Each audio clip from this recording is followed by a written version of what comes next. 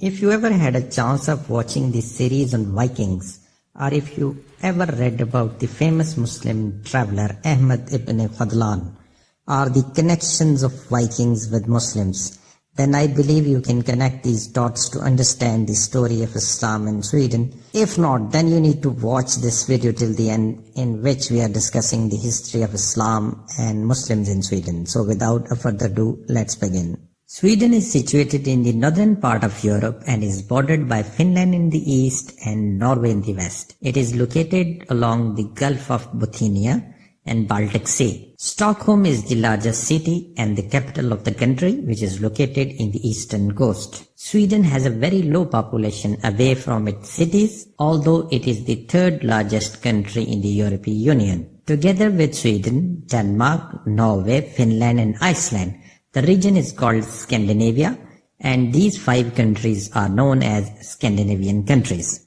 Sweden is the largest country in Scandinavia, which has a population of just under 10 million. 1 in every 5th Swedish is either an immigrant or at least has 1 immigrant parent. These immigrants mainly come from Iran, Iraq, Somalia, Montenegro, Poland, Bosnia-Herzegovina, Serbia and Finland.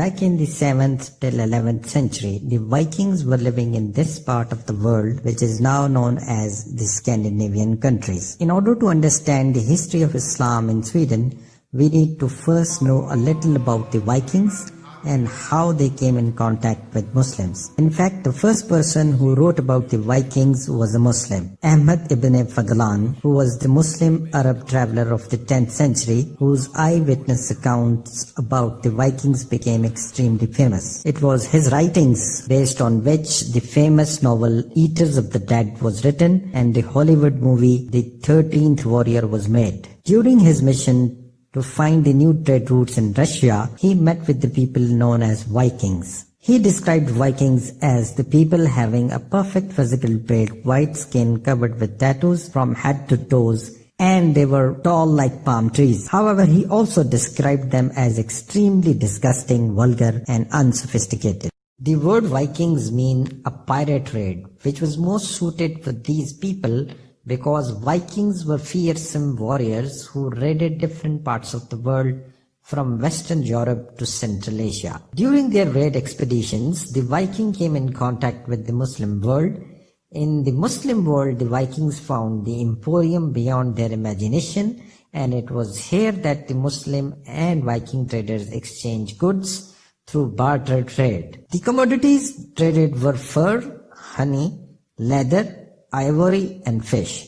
The Vikings also took a lot of silver coins of the Abbasids dynasty to the Scandinavia, which were later found during the excavation in Sweden and Norway. Historians also believe that the Muslims' currency dirham was also used by the Vikings in their territory during the 10th and 12th century. The archaeologists have found Vikings linked with Islam dating back to the 7th century, when the Vikings were trading with the Islamic world. Many Arabic coins originating from the Middle East have been found in the Scandinavian countries. Approximately 100,000 dirham coins have been found in Sweden.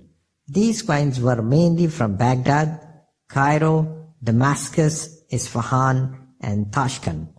Talking about the religion in Sweden, in 1951, freedom of religion law was passed in Sweden, according to which all the citizens would have the right to practice whatever the religion they like, as long as it does not conflict with the peace of the society or cause the public offense. It also states that the individuals have the right to be without any religion. As a result of this, religious belief is restricted to the personal or the private domain. Sweden is a relatively secular country where the church has been separated from the state. It is one of the least religious countries of the world, as according to a survey, only 19% of the people of Sweden consider themselves religious, as compared to 63% globally. Like other European countries, it is not possible to calculate the exact number of Muslims living in Sweden, as the official statistics on religious affiliations were last time recorded in 1930s. According to 1930 census,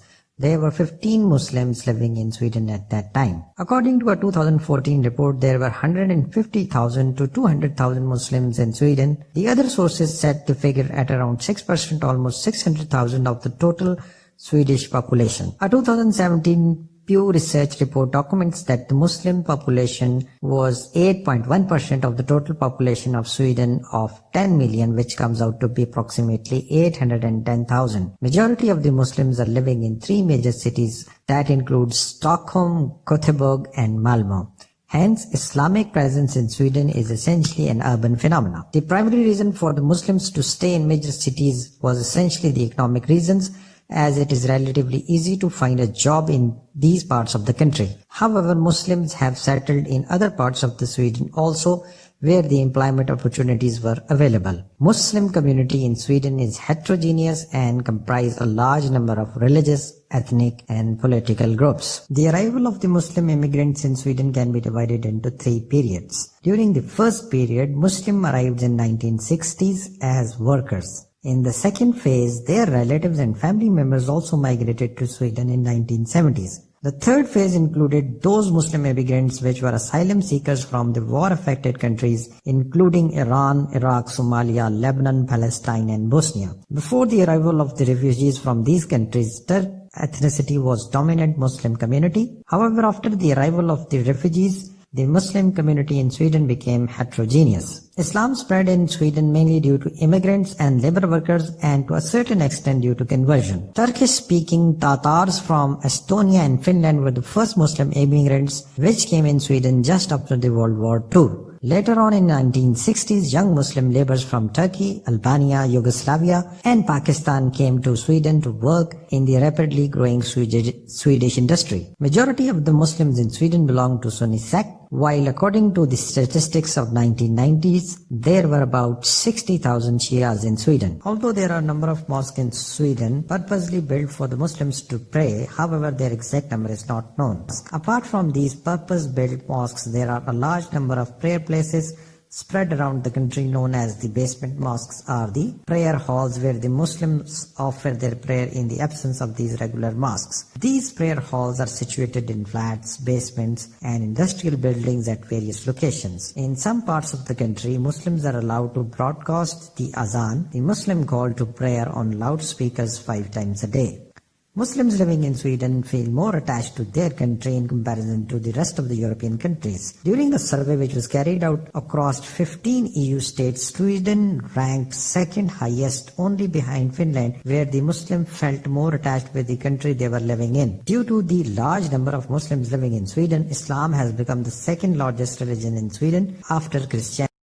Religion is a compulsory subject in the Swedish school system, but the religion is taught in a balanced and a neutral way, and Islam is presented as one religion amongst the many. In addition to the traditional Islamic education which takes place in the mosques in the form of Friday sermons and the teachings of Quran, the Islamic education in the independent private school is the distinctive characteristics of Islamic religious education in Sweden. A number of colleges and universities offer different courses in the history of religion and Islam in Middle East. There are a number of researchers undertaking the academic study on Islam and Muslims. There are about 50 Muslim graveyards in Sweden, and Muslims are allowed to undertake the burial practices in accordance with the teachings of Islam. Hence, the Muslims living in or close to the big cities have no difficulty in finding the burial sites that is prescribed in Islamic way. The Muslim festivals are not recognized by the Swedish states, and the Muslims need to apply for a leave to celebrate their festivals. Halal slaughtering is not permitted by the law in Sweden since 1937. It is mainly because that the method of slaughtering is considered as one of the animal rights rather than a religious issue. Nevertheless, one doesn't feel any difficulty in finding the halal food in Sweden because of the ease of access to the imported meat. Wearing of any dress code, including that of Muslim dress, is allowed. However, there has been a debate on Muslim women wearing hijab and niqab. According to a research, Muslim women who wear hijab or niqab have lesser chances of getting a job. Muslim Council of Sweden is a mother organization formed in 1990 and has a total of around 100,000 members. It has 9 member organizations. The purpose of this organization is to generate the fund for the construction of mosques and Islamic schools in Sweden. It also represents the Muslims in Swedish politics and society. Islam in Sweden is not a new phenomenon in the history of the country. However, the Muslims have arrived in this part of the world at the end of the Second World War as workers and as immigrants in late 60s and 70s. In order to meet the requirements of the new Muslim generation born and raised in Sweden, a number of Islamic organizations have been established. How Islam spread in different parts of the world is the main topic we are covering in this channel. So if you are interested, consider subscribing. Here are the few videos we want you to watch next. And don't forget to like and share this video.